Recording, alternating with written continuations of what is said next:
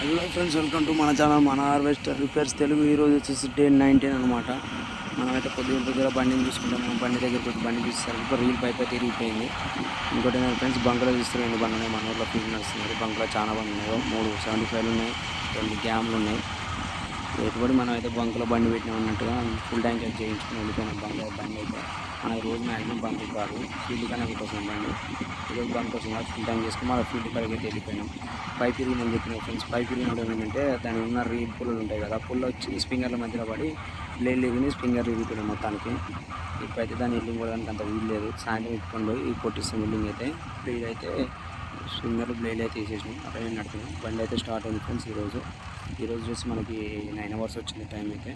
ఇంకా తీగలు ఉన్నప్పుడు జాగ్రత్తగా పోయింది ఫ్రెండ్స్. ఇవి అంటే ఓల్డ్ తీగ అంటే ఈ పని చేయట్లా ఉంటాయి ప్రజెంట్ తీగలు, అందుకన్నట్టు నేను చేతులు లేను. ఇంకోటి ఏంటంటే ఫ్రెండ్స్, ఉదయం ఒక పైప్ ఇరిగినారు, ఇంకో పైప్ కూడా ఇరిగింది అనమాట. 2 ఇల్లింగ్ కూడా తీసుకెళ్ళాం.